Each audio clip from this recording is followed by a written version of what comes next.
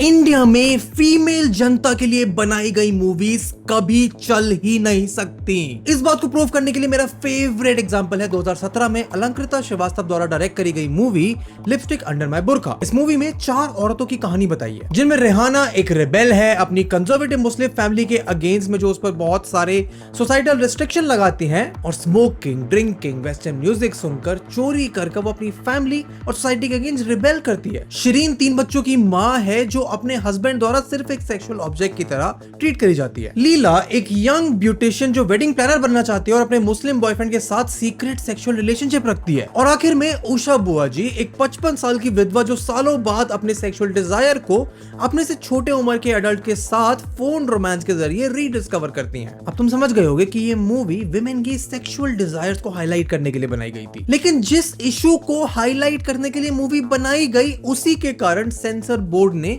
इस मूवी को बैन कर दिया, ये कहते हुए कि मूवी बहुत ही ज्यादा लेडी ओरिएंटेड है और इस मूवी में फैंटेसी रियल लाइफ से ज्यादा दिखाई गई है। मूवी में दिखाई गई abusive word, sexual scenes, audio pornography बहुत सेंसिटिव है, खासकर कि देश के मुस्लिम समाज के लिए। अब इस डिसीजन के लड़ने के बाद मूवी पर से बैन हटा, फिल्म मेकर्स की जीत तो हुई। ये स्टीरियोटाइप्स चलेंगे, ये इनइक्वालिटीज चलेंगी, हमको अपना रास्ता ढूंढना है किसी तरह, और अपनी जो बात कहनी है, जो सही बात है, वो किसी तरह कहते रहना है। लेकिन जहां हर कोई इस मूवी को देखकर ये सोचेगा कि सिर्फ इंडिया के पेट्रियार्कल माइंडसेट की वजह से बॉलीवुड में फीमेल जनता को कैटर करने वाली अच्छी मूवीज नहीं बन सकती, तो वो गलत होगा, क्योंकि असल में इसके जिम्मेदार तो इंडस्ट्री में काम करने वाले डायरेक्टर्स, प्रोड्यूसर्स, राइटर्स, खासकर फीमेल फिल्म मेकर्स हैं, जो ऐसी मूवीज बनाते ही नहीं है जिससे एक फीमेल ऑडियंस को कैटर करा जा सके। क्योंकि पिछले 10-15 सालों में ही पहली बार ऐसा हुआ है कि एक female lead movie Indian audience को देखने को मिले, वो मूवीज जिसमें प्रोटैगनिस्ट का रोल एक फीमेल निभा रही हो। वरना इतने सालों से, दशकों से जो मूवीज बन रही थी बॉलीवुड में, वो बनती थी बाय मेन,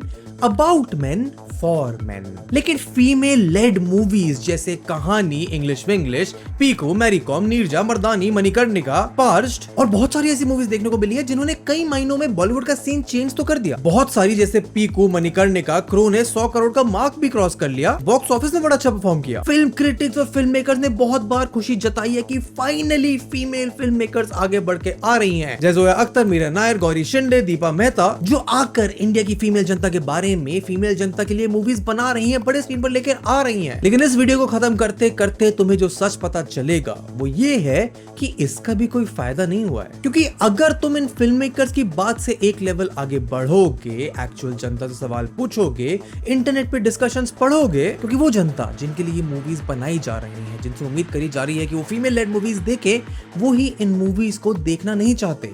वो इनके प्लॉट से नाखुश हैं, क्योंकि अक्सर इनकी कहानियां या तो सिर्फ विमेन के ऑपरेशन, उनकी एम्पावरमेंट के अराउंड होती है, या उनकी सेक्सुअलिटी के। आगे वीडियो में तुम जानोगे कि क्या वो चीजें हैं जिनके बारे में एक फीमेल ऑडियंस फैंटेसाइज करना चाहती है, जो उन्हें बड़ी स्क्रीन पर दिखता नहीं है, या फिर तृप्ति डिमरी जैसी एक्ट्रेसेस जो अच्छा काम करके मेन स्ट्रीम नॉलेज में आती हैं, पर जब भी उन्हें कमर्शियल मेन स्ट्रीम रोल्स करने को मिलते हैं तो वो एक मेल जनता के लिए आई कैंडी बन के रह जाती हैं। लेकिन असली सवाल तो ये है कि अगर फीमेल जनता को कैटर करने वाली मूवीज नहीं बन रही हैं, तो क्या ये सच है कि वो ऐसा कुछ देखना ही नहीं चाहती? क्योंकि अगर ऐसा सच होता तो इंडिया के अंदर कोरियन ड्रामास, के ड्रामास का इतना बड़ा फैन बेस नहीं होता। तो इसके पीछे कारण क्या है? क्यों इंडिया की फीमेल जनता उनके लिए बनाई गई मूवीज को देखना ही नहीं चाहती? क्या पसंद होता है इंडिया की फीमेल जनता को सिनेमा पर देखना? और क्यों इतनी डिमांड होने के बावजूद इंडिया के फिल्म मेकर्स एक फीमेल ऑडियंस के लिए अच्छी, एंटरटेनिंग, रिमार्केबल मूवीज नहीं बना पाते? ये सब जानेंगे इस वीडियो में। एक बड़ा अलग पर्सपेक्टिव मिलेगा तुम्हें इंडिया की फिल्म इंडस्ट्री के बारे में, इंडिया की औरतें क्या देखना चाहती हैं बड़ी स्क्रीन पर,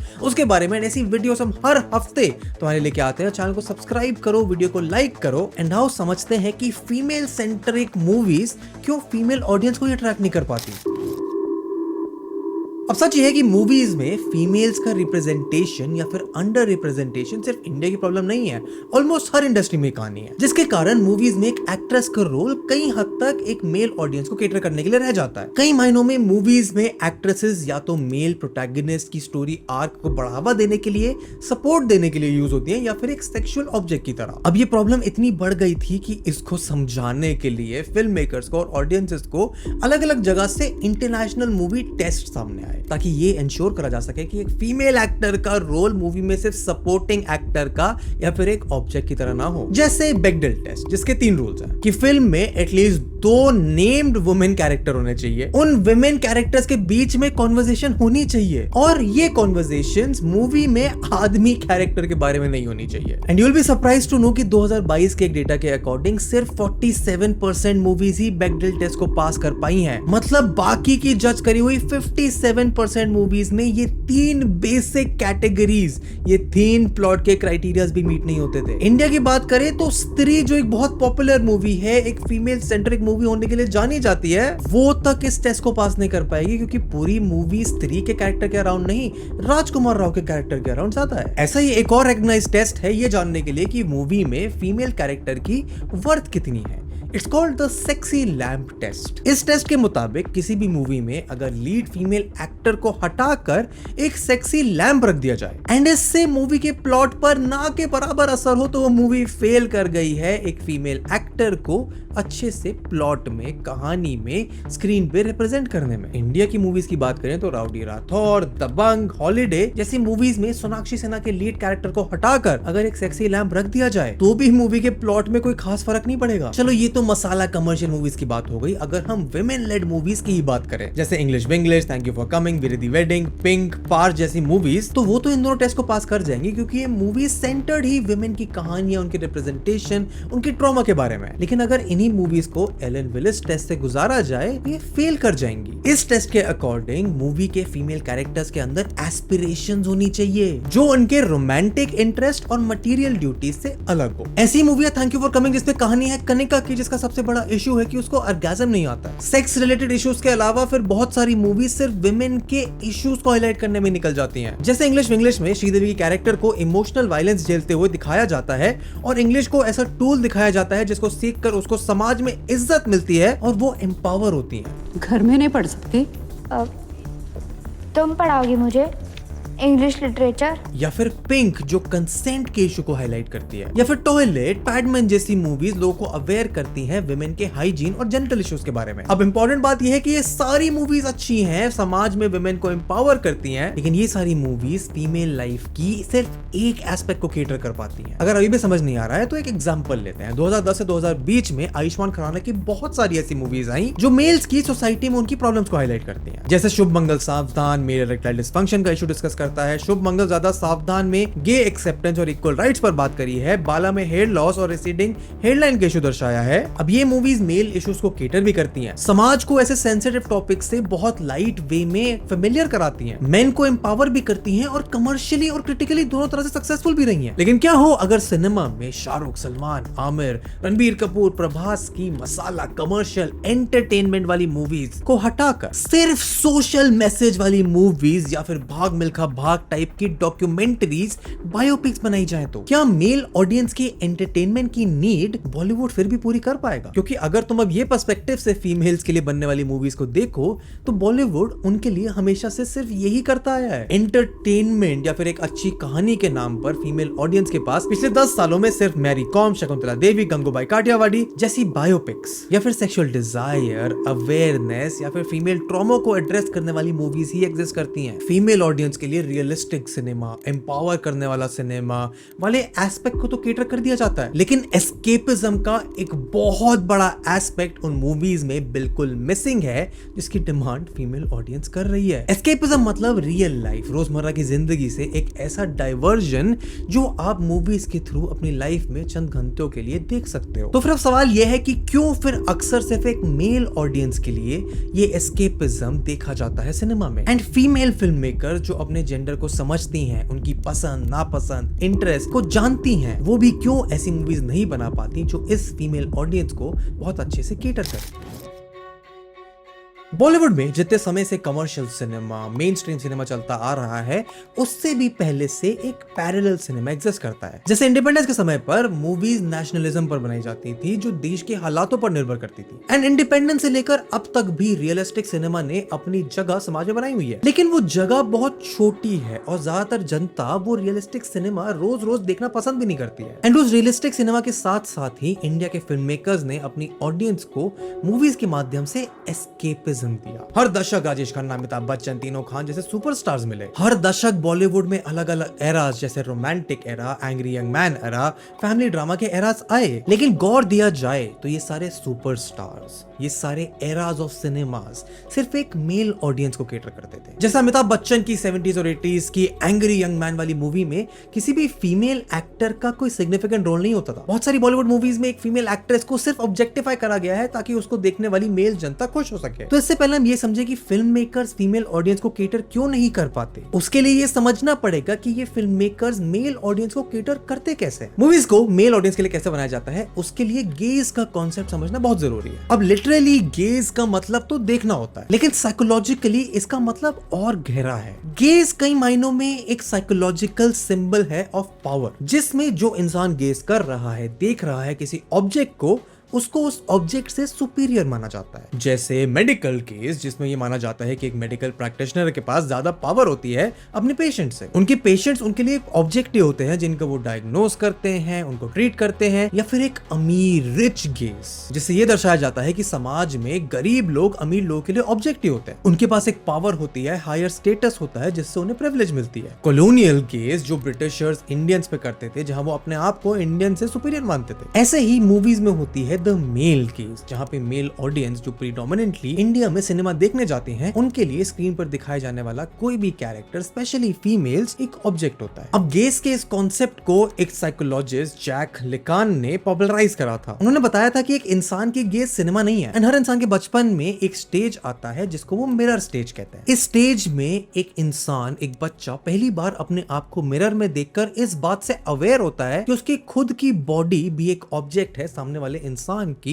नजर के लिए। इसका मतलब यह है कि दूसरे लोग उसे ऑब्जेक्टिफाई कर सकते हैं, उसे ऑब्जेक्टिवली जज कर सकते हैं, उसकी बॉडी पे, उसकी आवाज पर, उसकी बातों पर, यहां तक कि वो खुद को भी एक ऑब्जेक्ट की तरह देख सकता है। और इसी अवेयरनेस से अलग अलग इमोशंस, अलग अलग परसेप्शंस उस बच्चे के दिमाग में डेवलप होने शुरू हो जाते हैं। अगर हम मेल ईगो के नजरिए से देखें तो ego, power dynamics, physical desires, ये सब एक इंसान के मन में धीरे धीरे डेवलप होते हैं। लेकिन आम जिंदगी ऐसी नहीं होती है कि आप इन सब इमोशंस को एक्सपीरियंस कर सको। इसीलिए इन इमोशंस को केटर करने के लिए लोगों के पास ऑप्शन होता है थिएटर में जाकर मास मसाला एंटरटेनमेंट वाली मूवीज देखने का। इन्हीं मूवीज के थ्रू लोग अपनी रोजमर्रा की जिंदगी से एस्केप कर जाते हैं। उस मेल ऑडियंस को अपनी स्क्रीन पर दिखने वाले हीरो के रूप में अपने आप को एनविजन करने का एक मौका मिलता है। वो उन हीरोज के एक्शन सीक्वेंस पर होटिंग करते हैं, आइटम सॉन्ग को देखकर नाचते हैं। लॉरा मल्वी, जो कि एक फिल्म थ्योरिस्ट है, उन्होंने बताया कि मेल गेज फिनोमेना से विमेन बस एक छोटा सा स्पेक्टेकल बनकर रह जाती हैं। उनका कहना है कि स्कोपोफिलिया, यानी कि दूर से बैठकर किसी चीज को देखना, उससे विजुअल प्लेजर लेना, मदद करता है मेल ऑडियंस को मूवी के मेल प्रोटैगनिस्ट से एसोसिएट करने में। और साथ ही में वो एक इंटरेस्टिंग बात और बताती है कि सिनेमा चाहे कितना भी आगे क्यों ना आ जाए, फीमेल गेज लेकिन कभी टोटलिटी में आ ही नहीं सकता।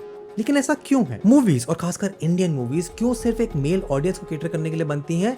इसका एक अच्छा एक्सप्लेनेशन काजोल ने दिया था। काजोल का कहना है कि इसका सिंपल रीजन इकोनॉमिक्स है, कि इंडियन ऑडियंस के लिए मूवीज देखना कोई लग्जरी से कम नहीं है। इंडिया की ज्यादा फैमिलीज में घर का आदमी ही ब्रेड अर्नर होता है, तो नेचुरली पूरा परिवार इंक्लूडिंग फीमेल्स इन इट उन्हीं पर डिपेंड करता है कि वो डिसाइड करेंगे कि पूरी फैमिली जाकर कौन सी मूवी देखेगी। It has to do with the spending power, because the spending power is 99.9% in the man's hands. और मैक्स मीडिया, जो कि एक इनसाइड फर्म है, उन्होंने एक ऑडियंस रिपोर्ट तैयार करी और स्टडी में बताया कि 53 इंडियन सिटीज में मूवी के पहले दिन में 81% कंट्रीब्यूशन मेल्स का होता है। इस स्टडी में ये भी बताया कि film makers male movie maniac demographic को कंसिडर करते हैं अपनी मूवीज बनाने से पहले। यहाँ तक कि फीमेल सेंट्रिक मूवीज ने भी, जहां पर आपकी लीड एक्ट्रेस, आपकी फीमेल कैरेक्टर कितना भी पाथ ब्रेकिंग काम कर दे, वो मूवी फिर भी सिर्फ एक फीमेल ऑडियंस के लिए नहीं बनाई जा सकती, क्योंकि फिर वो मेल ऑडियंस से आने वाला एक significant churn of revenue miss कर जाएंगे। एंड इंडियन सिनेमा में मेल ऑडियंस को लार्जली दो तरीके से केटर करा जाता है, सेक्सुअलाइजेशन और पावर आइडियलाइजेशन से। राउडी राठौर का ये सीन देखो। क्या किया तुमने?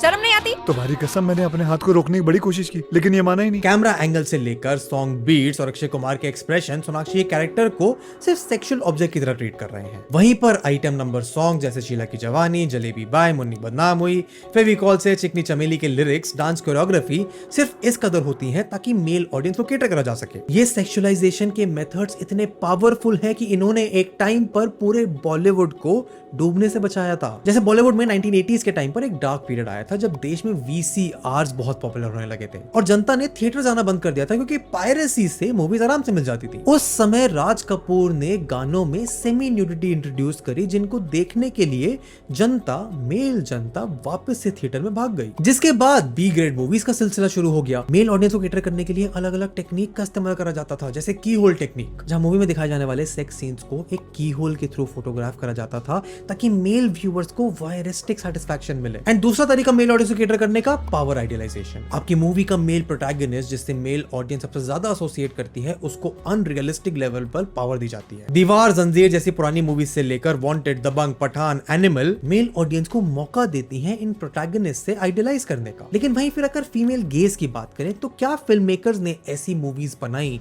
जहां पे फीमेल प्रोटैगनिस्ट से उनकी ऑडियंस एसोसिएट कर पाए, उन्हें आइडियलाइज कर पाए, या फिर मूवी के कैरेक्टर्स को एक फीमेल गेज के लिए ऐसे सेक्सुअलाइज करा जाए जैसे मेल्स के लिए आइटम सॉन्ग्स को करा जाता है। अब फीमेल ऑडियंस को कैसे कैटर करा जाता है वो कई मायनों में मेल ऑडियंस से बहुत सिमिलर है पर कई मायनों में बहुत अलग भी है। सावरिया में रणबीर कपूर का टावल डांस या फिर दोस्ताना में जॉन कपूर की बीच बॉडी एक फीमेल डेमोग्राफिक के अंदर बहुत पॉपुलर हुआ था, जहां मेल्स के पास ऑप्शन होता है नई नई एक्ट्रेसेस जो 20 से 30 साल की उम्र की होती हैं उनको फैंटेसाइज करना। वहीं रेडिट पर, इंटरनेट पर तुम्हें डिस्कशंस मिल जाएंगे जहां देश की फीमेल ऑडियंस नहीं चाहती 50, 55, 60 साल के सलमान खान, शाहरुख खान जैसे एक्टर्स को बॉडी दिखाते हुए स्क्रीन पर देखना, बल्कि वो प्रेफर करेंगे कि नए यंगर लोग स्क्रीन पर उन्हें दिखें, जो कि इस बात का टेस्टिमेंट भी है कि there is a demand for sexualisation of males that cater specifically to a female audience. लेकिन अब फर्क यहां आता है कि सिर्फ फिजिकल वर्च्यू से बहुत ज्यादा गहरा है फीमेल ऑडियंस को एंटरटेन करना। कैसे उनको एंटरटेन करा जाता है या करा जा सकता है उससे पहले समझना जरूरी है फीमेल गेज के बारे में। अपनी essay study visual pleasure and narrative cinema में लॉरा मल्वी ने बताया है कि अनलाइक मेल गेज जो वुमेन को ऑब्जेक्टिफाई करके सेटिस्फाई हो जाती है, फीमेल गेज एम करती है स्क्रीन पर ऐसे कॉम्प्लेक्स मल्टीफैसेटेड इंडिविजुअल्स को दिखाना जिनके खुद के डिजायर्स और सब्जेक्टिविटी हो। उनका ऑब्जेक्टिव रहता है कि मेल सेंट्रिक पर्सपेक्टिव से दूर हटकर वुमेन के लाइफ, डिजायर और एक्सपीरियंसेस को एक्सप्लोर करें। इसके लिए उन्होंने 3 बड़े पॉइंट्स दिए। पहला, द फिल्म मेकर्स गेज, कि कैसे directors, film makers camera angles, dialogues choose कर रहे हैं स्टोरी को स्क्रीन पर कन्वे करने के लिए। एंड इंडियन फिल्म इंडस्ट्री में लार्जली बहुत लंबे समय तक मेल डायरेक्टर्स होने के कारण वो फीमेल गेज ढूंढने वाली जनता को कभी वो दर्शा ही नहीं पाए। सेकंड है मूवी के कैरेक्टर्स, कि कैसे मूवी के कैरेक्टर्स स्टीरियोटाइप्स के बियॉन्ड जाकर मूवी की कहानी में पार्टिसिपेट करते हैं। अब मर्दानी और राजी जैसी मूवीज भले ही फीमेल्स के अराउंड बने स्टीरियोटाइप्स को चैलेंज करती हैं कि ये औरतें वो कर सकती हैं जो मर्द भी कर सकते हैं, लेकिन वो भी इसी नोशन पर काम करती है कि उन्हें मेल गेज में ऐसा देखा जाता है, मतलब वो अपने समाज में मर्दों के बिना नहीं रह सकती, क्योंकि प्रीटेक्स्ट में मूवी को मेल गेज पर डिपेंडेंट होना जरूरी होता है। एंड लास्ट है द स्पेक्टेटर गेज, मतलब ऑडियंस कैसे एम्पैथाइज कर पा रही है स्क्रीन पर दिखाए जाने वाले फीमेल कैरेक्टर के साथ। एंड अधिकतर समय मूवीज में फीमेल्स की विक्टिम जर्नी दिखाई जाती है, जिसकी वजह से जिस कॉन्सेप्ट पर एस्केपिज्म काम करता है वो फीमेल ऑडियंस को कभी मिलता ही नहीं। एंड जब भी किसी मूवी को female led, female director movie का टैग मिलता है उसको वहीं से फीमेल गेज से नहीं मेल गेज से देखा जाता है। प्रियंका चोपड़ा तो ये तक कहती हैं कि मूवीज को फीमेल लेड का टैग मिलना ही नहीं चाहिए। Films are films. Yeah. And we still talk about female-led films as female-led films. We don't say that's a male-led film. अब मल्वी अपने इस एस्से में फैलोसेंट्रिज्म को भी डिस्कस करती है, मतलब एक ऐसा वर्ल्ड व्यू जो स्ट्रिक्टली मेल सेंट्रिक हो, जिसके जरिए वो ये बताती है कि टोटलिटी में कभी फीमेल गेज डोमिनेट कर ही नहीं सकती। Underwear garments, body sprays etcetera के एड्स में मेल बॉडीज को सेक्सुअली ऑब्जेक्टिफाई करा जाता है, लेकिन वो इसी तरह से करा जाता है कि मेल ऑडियंस को वो देखकर लगे कि इस प्रोडक्ट को यूज करने से उनकी सेक्स अपील बढ़ेगी, which is done to serve the male gaze not the female gaze। वहीं फीमेल्स को ऐसे प्रोडक्ट के एड्स में सेक्सुअलाइज करा जाए तो वो भी मेल गेज को ही केटर करेगा, फीमेल गेज को नहीं। एंड बॉलीवुड में भी मूवीज को हम देखें तो इस बात को ऐसे समझा जा सकता है कि मूवीज लाइक ग्रैंड मस्ती, क्या कूल है हम जैसी मूवीज को बहुत फन और लाइट हार्टेड और सेक्स कॉमेडी की तरह बोला जाता है, लेकिन movies like Lipstick Under My Burkha को बहुत ज्यादा फीमेल ओरिएंटेड होने की वजह से बैन कर दिया जाता है, या फिर ऐसी मूवीज को सिर्फ एजुकेशन और अवेयरनेस के लिए देखा जाता है। मगर यहाँ भी जितना खराब सीन बॉलीवुड का है उतना बाहर नहीं है। Actresses like Jennifer Aniston, Jennifer Lawrence, Scarlett Johansson Wilson सालों से काम कर रही हैं। ना सिर्फ वो वहां पे सुपरस्टार्स हैं, बहुत अच्छे तरीके से काम करती हैं, अच्छा पैसा कमाती हैं, मगर ऐसी मूवीज भी बनाती हैं जो स्पेसिफिकली एक फीमेल ऑडियंस को केटर करे। वहीं अगर बॉलीवुड की बात करें तो एक फीमेल एक्टर की शेल्फ लाइफ सिर्फ 30 साल तक सीमित रह जाती है। They were like, yeah, you can peak at 30, you can peak at 40, and I'm like, I'm a heroine, you can't. Kareena Kapoor, Katrina Kaif, Anushka Sharma, सबका एक समय पर पीक आया था जो इस समय तृप्ति दिमरी का चल रहा है। और 30 का होने के बाद मेल गेज को केटर करने के लिए इन्हीं एक्ट्रेसेस को रिप्लेस कर दिया जाता है with younger than 30-year-old actresses. लेकिन इसी के चक्कर में बॉलीवुड में एक और बड़ी प्रॉब्लम का इजाद हो गया है, the problem of the age gap. हाल ही में अक्षय कुमार जो 56 साल के हैं, उन्हें क्रिटिसाइज करा जा रहा था अपने से बहुत छोटी उम्र 29 साल की राधिका मदान के साथ रोमांस सीन्स करने के लिए। लेकिन ये तो सिर्फ एक एग्जांपल है, तुम्हें कमेंट्स में लोगों ने और ऑलरेडी बहुत सारे ऐसे एग्जांपल्स बता दिए होंगे। लेकिन क्या इसका मतलब ये हुआ कि इंडिया की फीमेल ऑडियंस के लिए बॉलीवुड कभी एंटरटेनिंग मूवीज जो उनको स्पेसिफिकली केटर करे बना ही नहीं सकता? एंड इसको जानने के लिए ये समझना पड़ेगा कि फीमेल ऑडियंस आखिर देखना चाहती क्या है। इसकी बहुत हाई प्रोबेबिलिटी है कि तुम्हारी जान पहचान में या फिर तुम खुद एक ऐसे इंसान हो जो कोरियन ड्रामा देखकर बहुत खुश है, उनके लिए बहुत एक्साइटेड रहते हैं। और अगर तुम एक मेल हो तो इसके भी बहुत हाई चांसेस है कि तुम्हें समझ ही नहीं आएगा कि ऐसा है क्यों। Let me explain. एक समय पर साउथ कोरिया का सिनेमा ऐसी स्टेज पर था जहां पे आज बॉलीवुड है। ज्यादातर इंडस्ट्री मेल डोमिनेटेड थी और सिर्फ मेल ऑडियंस को केटर करने के लिए मूवीज बनाई जाती थी। लेकिन जैसे जैसे साउथ कोरिया में इकोनॉमिक ट्रांसफॉर्मेशन आया, एक फीमेल ऑडियंस का, फीमेल डेमोग्राफिक का social economic responsibility, purchasing power बढ़ी, तो सिनेमा भी ट्रांसफॉर्म हो गया। 1990s के बाद वहां की फिल्म एंटरटेनमेंट इंडस्ट्री में फीमेल डायरेक्टर्स का इन्वॉल्वमेंट, उनका आना बहुत ज्यादा बढ़ गया। कैमरा के पीछे बहुत ज्यादा तादाद बढ़ने लगी एक फीमेल वर्कफोर्स की, जिन्होंने मूवीज और सिनेमा के थ्रू अपना पर्सपेक्टिव शेयर करना शुरू किया। जहां यूएस में 17% फीमेल राइटर्स हैं, इंडिया में वो नंबर 12% है, साउथ कोरिया में वो नंबर 90% से भी ज्यादा है। लेकिन इससे भी ज्यादा ये समझना जरूरी है कि वहां के फिल्म मेकर्स ऐसा क्या कर रहे हैं जो इंडिया के फिल्म मेकर्स नहीं कर पा रहे हैं, और यहाँ की ऑडियंस को एंटरटेनमेंट के लिए मजबूरन साउथ कोरिया तक जाना पड़ता है। बॉलीवुड मूवीज मेजरली रोमांस पर बेस्ड होती हैं कि कैसे डीडीएलजे में राज बापूजी सिमरन को मांग कर ले जाता है, या फिर अपने बनानी जोड़ी में राज कपूर बनकर सुरेंद्र सानी तानी को इंप्रेस करता है। लेकिन ये सब मेल कैरेक्टर्स का काम होता है, जहां पे एक फीमेल कैरेक्टर का रोल ना के बराबर होता है। वहीं के ड्रामा जैसे 2019 की सर्च WWW बी मेलोड्रामेटिक में फोकस रोमांस से ज्यादा फीलिंग्स की रियलाइजेशन और डेवलपमेंट पर होता है, खासकर फीमेल कैरेक्टर्स के पार्ट पर। यहाँ तक कि इन ड्रामास के एक्सप्लिसिट सीन्स में भी एक टेंडरनेस होती है, अनलाइक बॉलीवुड जहां पर इंटीमेसी के नाम पर कैमरा एक्ट्रेसेस की कमर और हिप्स पर रखकर फैंटेसाइज करवाया जाता है जनता के लिए। वहीं के ड्रामास में कैमरा ज्यादातर एक्ट्रेसेस के फेस पर होता है, जहां उनके एक्सप्रेशंस को, उनकी फीलिंग्स को स्क्रीन पर उतारा जाता है रादर देन देयर बॉडी। शाई टचेस, लिंगरिंग केसेस जैसे सटलिटी के साथ ऑडियंस को इमोशनल जर्नी पर ले जाया जाता है, और फिजिकल इंटीमेसी थोड़ी बैक सीट लेती है। जैसे 2021 की नेवरदलेस में सिनेमैटोग्राफी में इंटीमेट स्टोरी टेलिंग के साथ एक टेंडर टच दिया गया है, जहां एक साइलेंट टेंशन महसूस होती है जब जी जॉन मेल लीड और फीमेल लीड को देखता है। लेकिन इसका मतलब ये भी नहीं है कि कोरियन ड्रामास में शर्टलेस सीन नहीं होते हैं। रोमांस के अलावा के ड्रामास फीमेल फ्रेंडशिप्स को हाईलाइट करते हैं। क्रैश लैंडिंग ऑन यू एक सुपर हिट ड्रामा है जिसमें सीरीज के सेंटर यू सिनरी का नॉर्थ कोरियन सोल्जर के साथ रोमांस होता है, लेकिन साथ ही में उसके छोटे से गांव की लड़की के साथ दोस्ती भी ड्रामा के मेमोरेबल कंपोनेंट्स में रहती है। एंड ये रिप्रेजेंटेशन कई मायनों में सिंपल तो है, पर इसमें nuance, level of character development, depth of an individual's representation बहुत ज्यादा है अगर हम बॉलीवुड के किसी भी फीमेल कैरेक्टर रिप्रेजेंटेशन को इससे कंपेयर करें तो। In fact this is what female audience can fantasise about. इनके मेल लीड्स अक्सर बहुत यंग होते हैं, unlike what we have in Bollywood, जहां पर ट्रेंडिंग मेल लीड जैसे विक्की कौशल की उम्र भी 36 साल होती है। एंड ये सिर्फ कोरियन ड्रामास में नहीं देखा गया है, हॉलीवुड मूवीज भी एग्जिस्ट करती हैं जैसे ट्वाइलाइट और हंगर गेम्स, जिसका इंडिया में एक बहुत बड़ी फीमेल ऑडियंस भी है। एंड इंडिया में खुद रोज आने वाले डेली सोप्स चाहे जितनी भी मेलोड्रामेटिक ओवर द टॉप हो, लेकिन यही वो डेली सोप्स हैं जो पूरे देश में, इंडिया में फीमेल ऑडियंस के पर्सपेक्टिव्स को, उनके एक्सपीरियंसेस को समझते हैं और उन्हें बहुत अच्छे से केटर करते हैं। क्या नुआंसेस उनके लिए एंटरटेनिंग हैं, अब वो सास बहू की लड़ाई हो, अनुपमा का डिवोर्स हो, उसका यूएस ट्रिप हो, प्रेम जी का लैपटॉप गोपी जी ने धो दिया हो। एंड यही वो ड्रामा, एस्केपिज्म और एंटरटेनमेंट है जो इंडिया की उस टीयर 1 और 2 की फीमेल ऑडियंस को, जिसके पास अपना खुद का मूवी टिकट खरीदने के पैसे तो हैं, पर बॉलीवुड उनको वो कंटेंट दे ही नहीं पा रहा है। लेकिन ऐसा नहीं है कि बॉलीवुड फिल्म मेकर्स ऐसा नहीं कर पाएंगे।